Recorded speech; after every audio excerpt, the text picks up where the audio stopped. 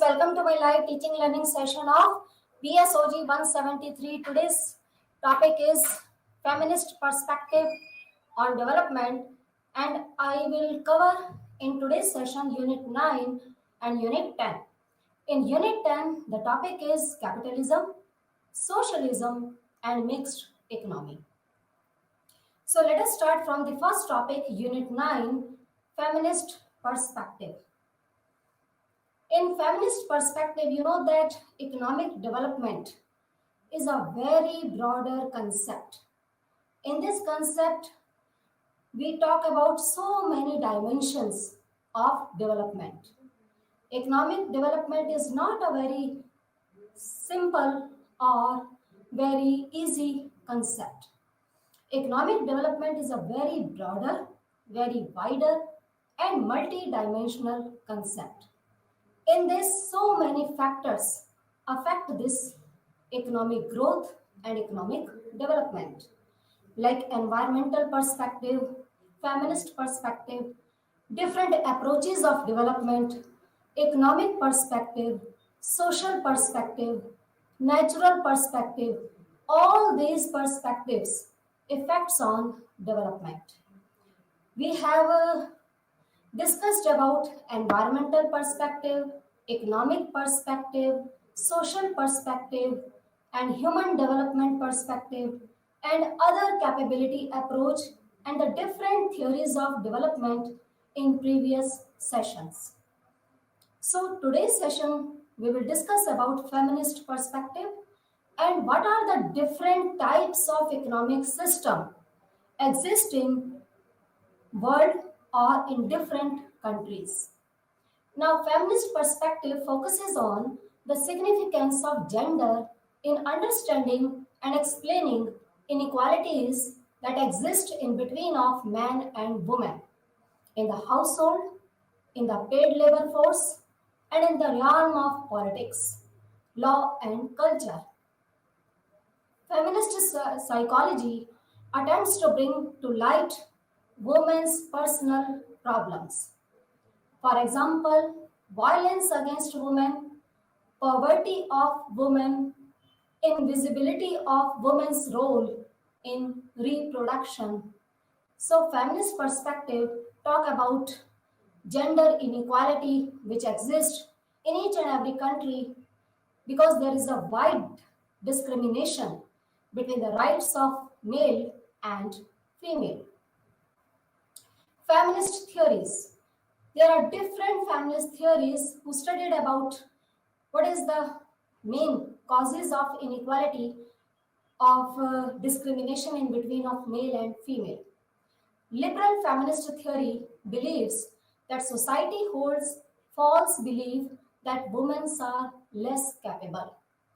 Radical feminists see particular patriarchy as the main form of inequality in society.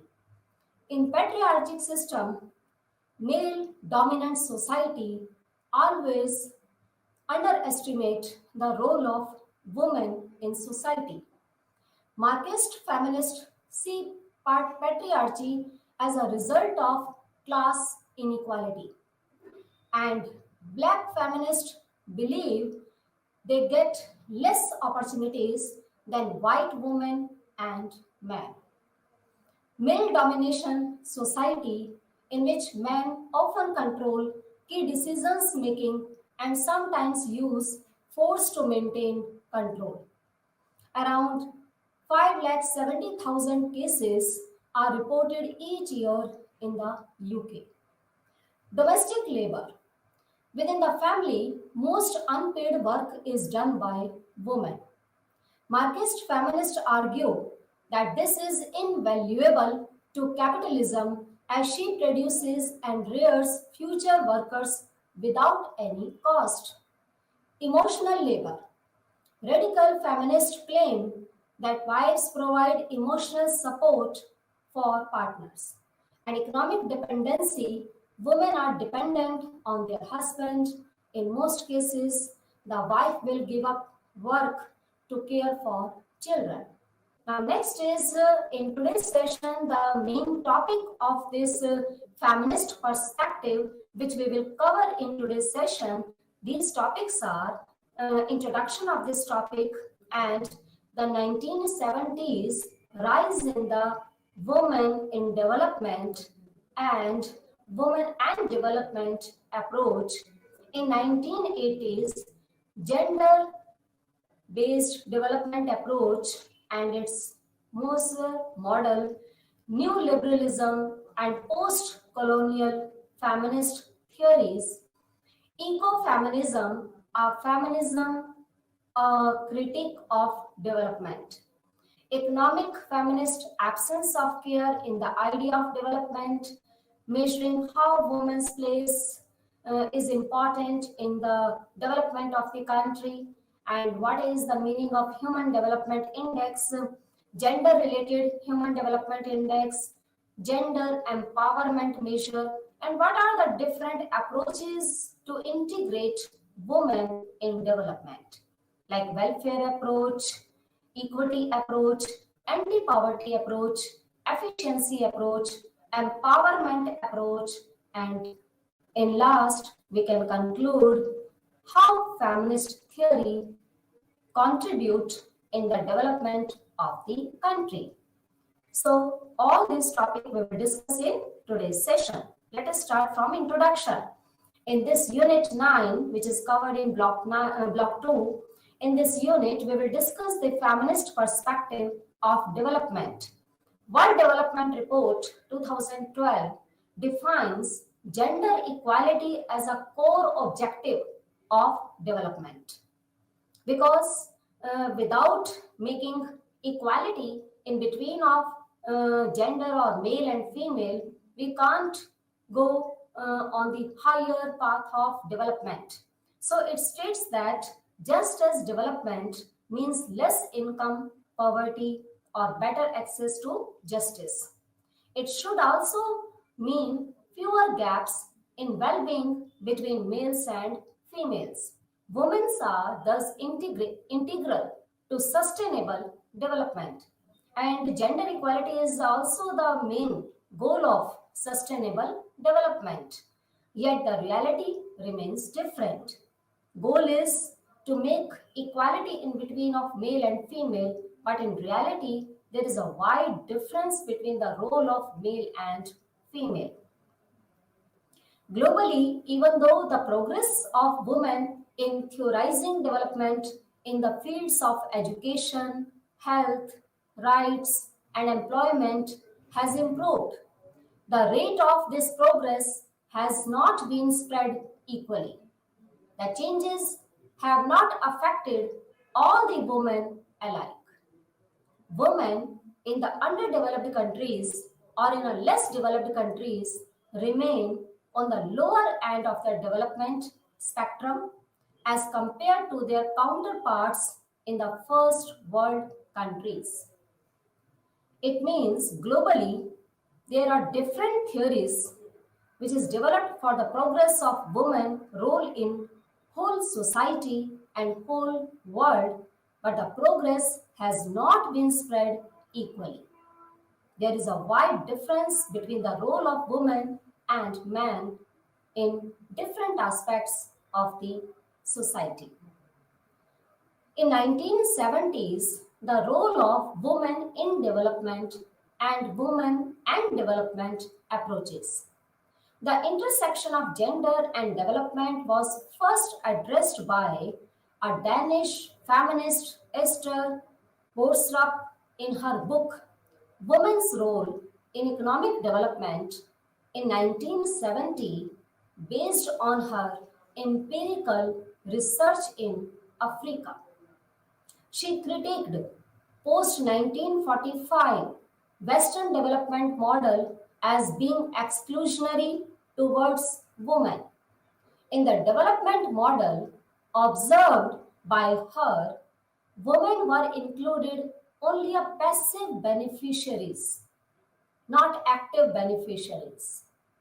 It means women are included only as a passive, not active, as housewives or as mothers The model favored men as the breadwinners of a family and totally discounted women's contribution in agriculture and food production.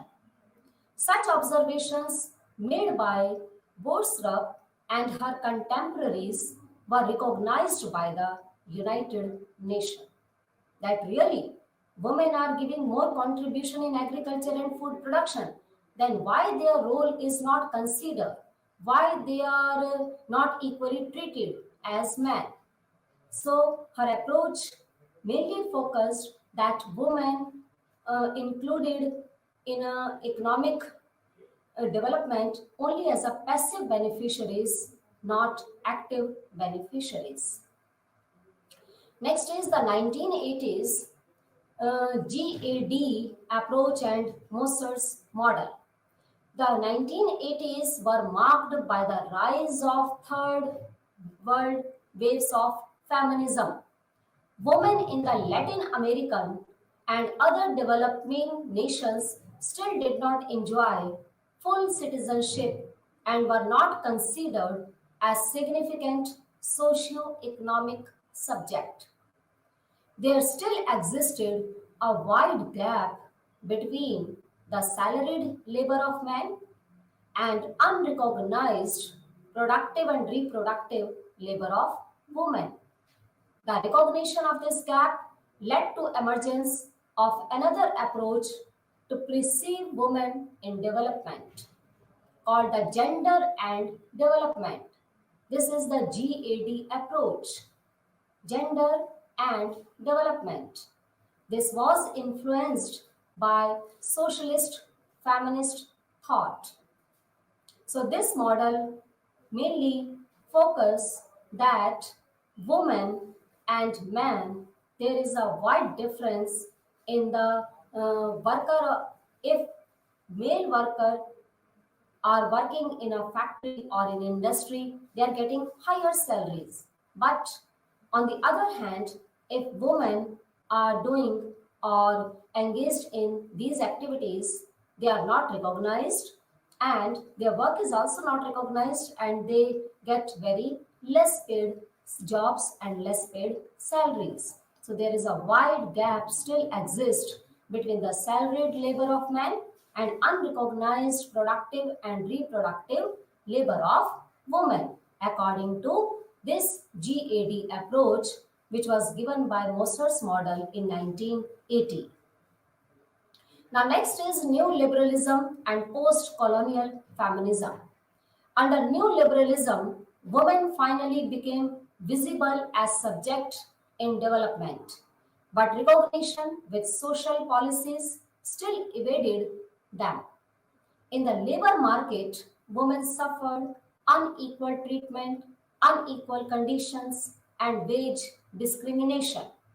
And at the home fronts, feeding the family, which was traditionally women's job, became an increasingly difficult. This indicates towards newer forms of patriarchal discrimination against women in both public and private sectors or in spheres. Despite their inclusion in the development policies, this led to the vicious circle of poverty of women and feminization of poverty. As a result, the Second World Conference on Women in Nairobi in 1985. Nairobi is a state of African continent. A women network called the Development Alternatives with Women for a New Era. It means DAWN means Development Alternatives with Women for a New Era. In short form, we can say that DAWN rejected the narrow perspective or narrow definition of development as economic growth. It means, according to new liberalism and post-colonial feminist theorists, mainly focused that women are still suffered unequal conditions and wide wage discrimination. So if we want to make our economy in a developed economy and if we want to reach on the path of development, then we should focus on the role of women in society, and we should improve their status of women in society and should pay equal conditions. There should be no discrimination in between of man and woman. Conditions should be favorable to all of the human beings without any discrimination in wage rate and in conditions. Now, next is ecofeminism, a feminist critique of development. In the various feminist movements, another stand that view the relationship between women and development as dissatisfactory is that of ecofeminism. Ecofeminism mainly tells us that women and development, the relationship between this and various feminist movements which were started by the different new liberalism, Marxist, and other feminist approach, they, they are not giving satisfactory result. According to this school of thought, the history of human civilization has many cultural and symbolic parallels between exploitation or oppressive nature of woman and nature. Ecofeminism emerged in 1970 as a counterculture to the patriarchal arguments that there is a dichotomy between woman and man often corresponds to the distinction between emotions and reason, nature and civilization, and even tradition and modernity. In this kind of comparison, the eco-feminist disapproved of the first half of the combination. Now, next is Gender Related Human Development Index. UNDP introduced GDI. This GDI is Gender Development Index. This Gender Development Index, in its Human Development Report of the year 1995, it is used to address the gender gaps in the three key indicators mentioned above of the Human Development Index. You know that Human Development Index has three components on which this HDI is based. One is life expectancy, second is literacy rate, and third is per person contribution in GDP. If in a country life expectancy of the country people is increasing, people are more willing to live for longer life, and if literacy rate is 100%, and if per person contribution in GDP is higher, it means that country will have higher rank in HDI. But in India, there is life expectancy or longevity of a person is average age is 65 years, and literacy rate is also not 100%, and the per person contribution in GDP is also very lower. That's why India's rank in HDI is very far and very less, near about 125th rank, about in all 177 countries survey.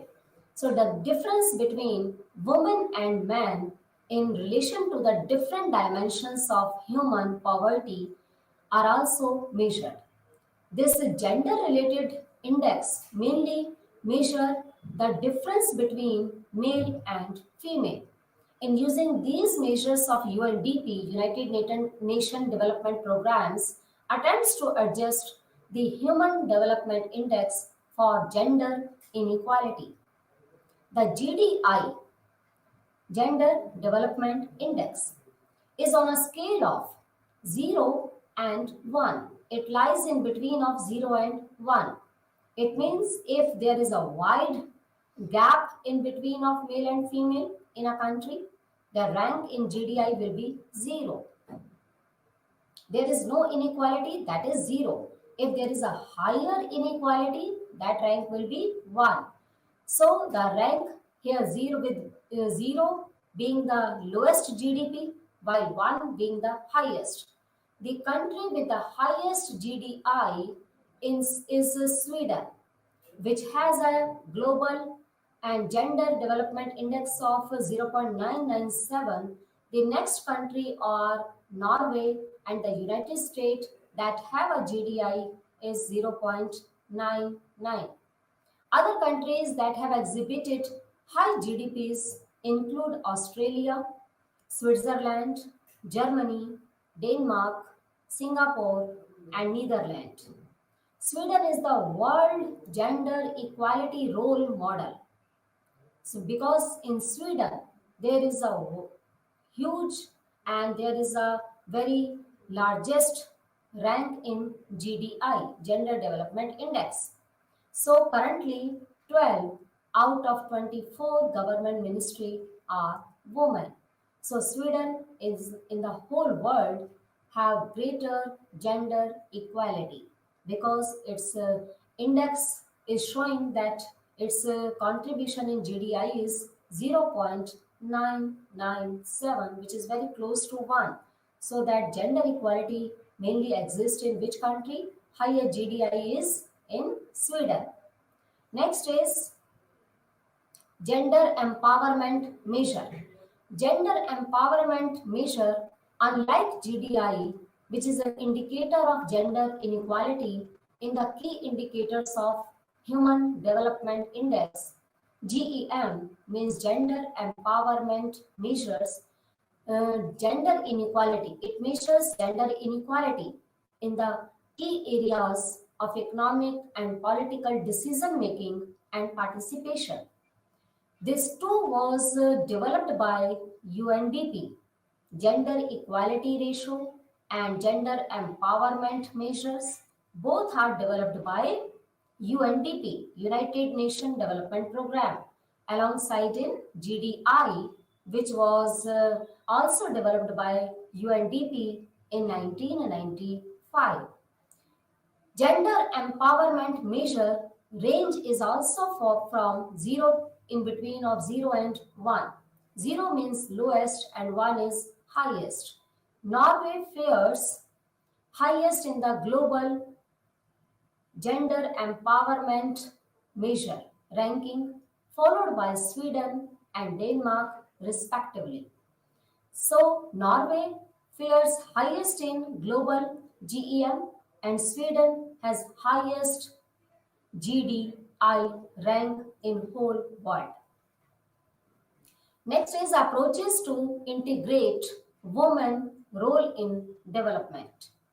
Over the years, several approaches have been developed by feminists across different streams of thought and discipline in order to address the development challenges concerning women. They are developed with an objective to better understand the measure required for bringing women to the core of development policies. These approaches have evolved and adopted in accordance to the prevailing socio-political and economic conditions. There are different approaches who integrate the role of women in whole society. Over the years, it means near about after 1970s onwards, there are different efforts made by different feminism theorists who are giving the approaches for indicating that women are actually playing the most important role in the development of the country and different streams of thoughts and discipline in order to address the development challenges which are concerned about women. So these approaches mainly adopted for giving the explanation of women role in development. Now, welfare approach. This is the first approach of women role in development. According to this welfare approach, the development program until the 1970s addressed the need of women exclusively from the perspective of their reproductive roles. Consequently, all that got any attention in development policies remained mother and child health, and child care, and nutrition. It means initially the role of women exists only in household activities, not in whole society, not in whole world.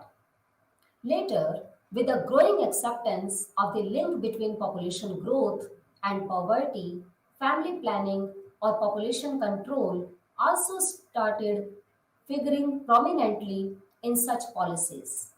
The assumption that was broad economic strategies oriented towards growth and modernization world trickled down gradually to the poor, and poor women too would benefit. So, as well as population is increasing and economy uh, is not increasing their economic growth and development, not moving on the path of development, then government has started some policies in which the role of women mainly focuses, mainly emphasizing that women also play very important role in making the growth path or achieving the higher growth rate of the country. So as well as we are moving towards economic growth, modernization, we should trickle down this gradually to the poor, and poor women too also will get benefited. Now, equity approach. This approach was introduced by feminists calling for gender equality and elimination of discrimination against women. They emphasize that development policies maker to revisit the ratio between women's contribution to the activities of development. On the one hand, the share their benefit from such activities on the other. This approach further brought under the responsibility of the government the reproductive role of women. All this meant that the feminist proponents of this approach had faith in government policies and legal measures as a credible means of bringing about equity. So equity approach mainly emphasized that role of male and female should be equal in the whole development of the nation without any discrimination. And if there is a discrimination exists, we should eliminate this discrimination against women, and gender equality should be exist. Then we can achieve higher growth rate of the country. And the main role of eliminating this discrimination against women, government should play their responsibility, and government should bring that type of policies and strategies which increase the role of women in society. Anti-poverty approach. This is the third approach of women role in development. With a tendency to reinforce the basic needs of women, this approach advocated of this integration of productive and reproductive roles of women with their access of income generation and wage employment. Their demand focused on developing an operational strategy for bringing about this integration. It means if the status of women in society in point of view of income, and if women are also get equal wage or higher wage employment, and there is a equal distribution of income in between of male and female, then this the ratio of poverty in between of male and female will decrease, and women's status and standard of living will also increase. So this approach mainly focused on increasing the income level of the women in society. Next is efficiency approach. This approach developed in 1980s as a response to the economic reforms made under the Structural Adjustment Program (SAP) of the International Monetary Fund and the World Bank. Because the Structural Adjustment Program was introduced by IMF and World Bank with the help of these international organizations, this approach, efficiency approach, was developed in 1980s. These reforms aimed at increasing production and economic growth by making a full utilization of the human resources. Without making fully utilization of the all available resources, we can't make higher growth. Thus, education and training become the key strategies to achieve the reforms. The proponents of this approach made a case for gender analysis to the targeted human resources. The rationale was understanding women and men's role and responsibilities while planning for strategies and for development can also improve the effectiveness as well as help to ensure that the both women and men also play their respective character in national development. It means we should focus is on the increasing the efficiency of the male and female without any discrimination in between of gender. So, structural adjustment program, when it was launched by the IMF and World Bank in 1980s, this approach mainly focused to increase the production and economic growth by using fully or optimum utilization of human resources. And in human resources there should be no difference, there should be not any sense to make any difference between of male and female. Next is empowerment approach. This approach is closely associated with the third world feminist. This approach is aimed at increasing the virtue of self-reliance in women and to influence changes at societal, legislative, policy, legal, economic, and other levels to the advantage of women. Its main objective is to make women graduate to position of decision makers.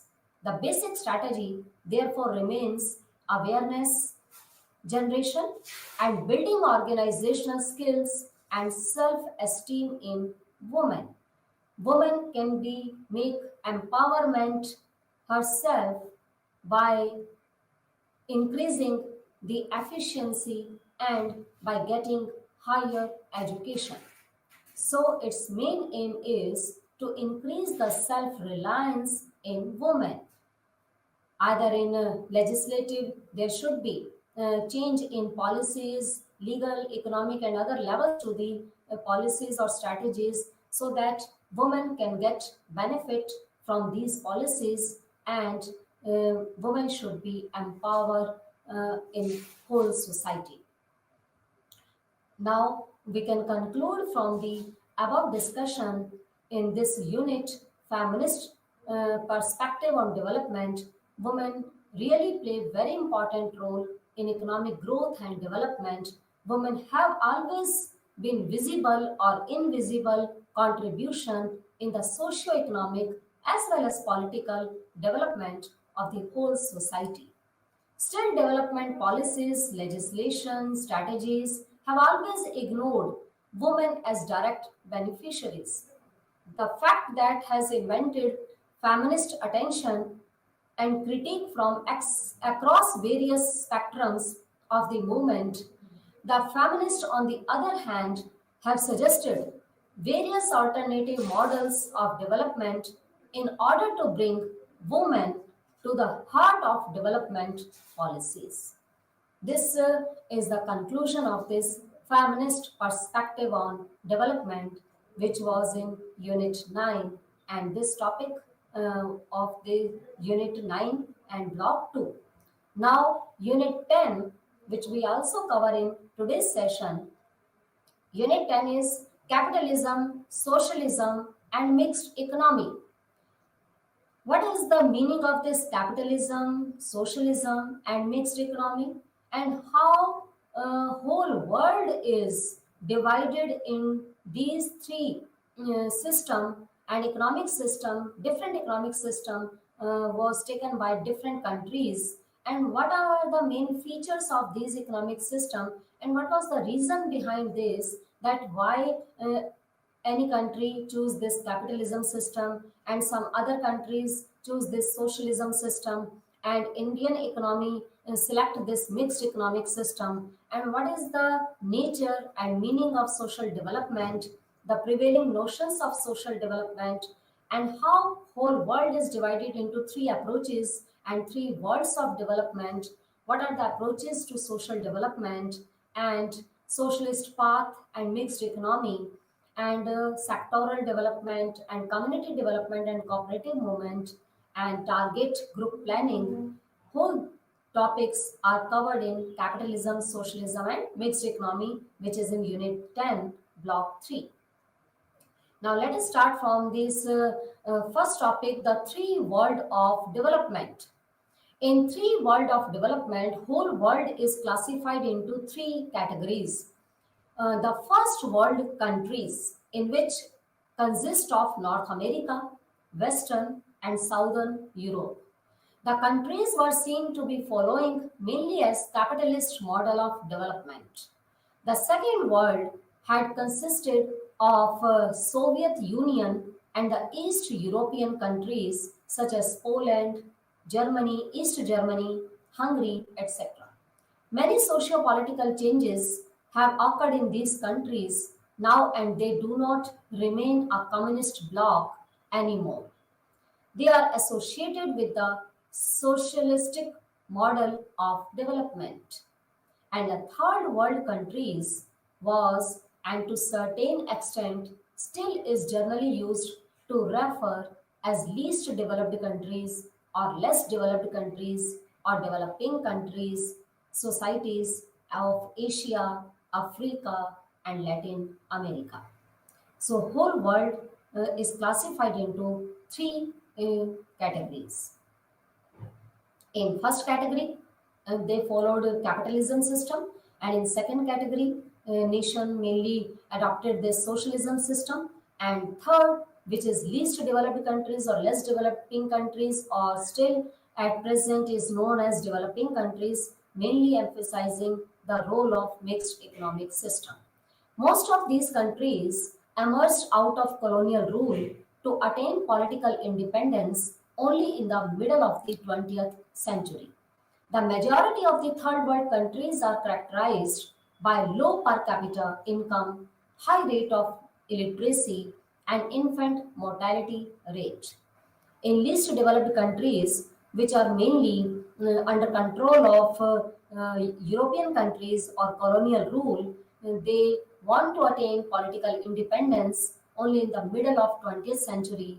But these three third world countries are characterized by low per capita income, low national income, low standard of living, high rate of illiteracy, infant mortality rate.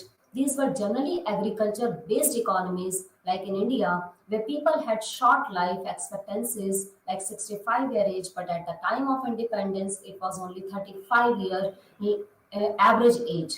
Low degree of social mobility and strong attachment to tradition, the countries, though subject to influence by the erstwhile first and the second world countries, have devised their own national strategy and the path of development.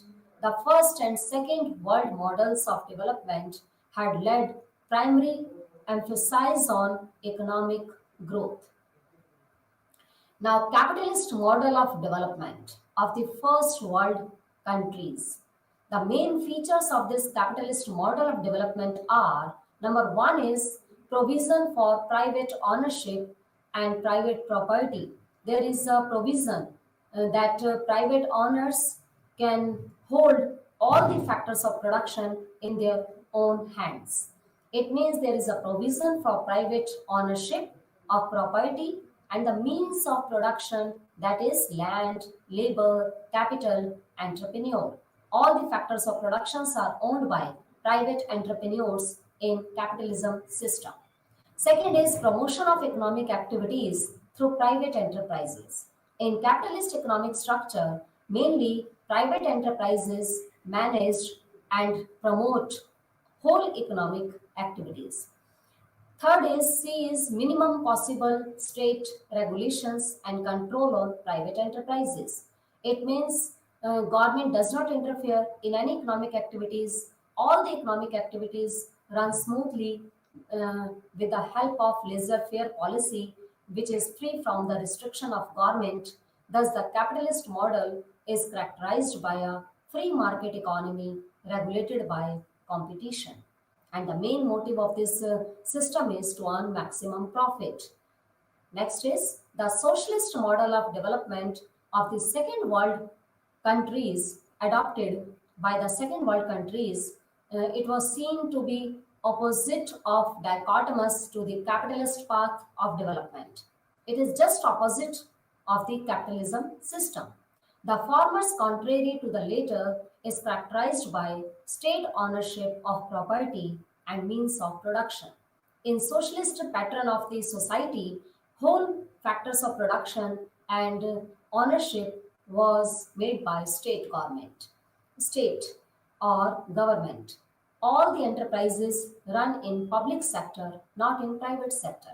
And there is a complete state regulation of economic activities.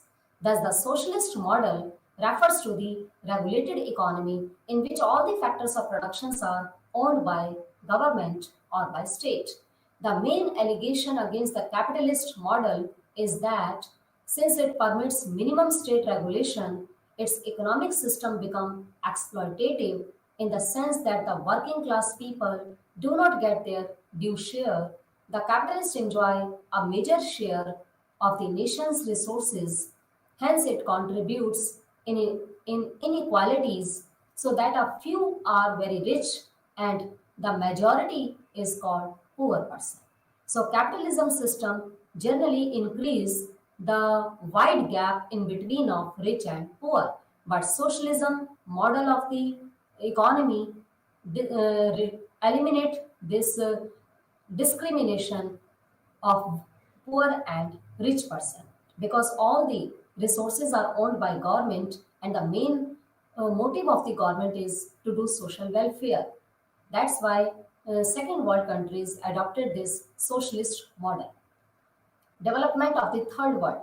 It is difficult to specify the model of development adopted by the majority of the third world countries as there are variations among them, dictated mainly by the historical and socio-cultural circumstances.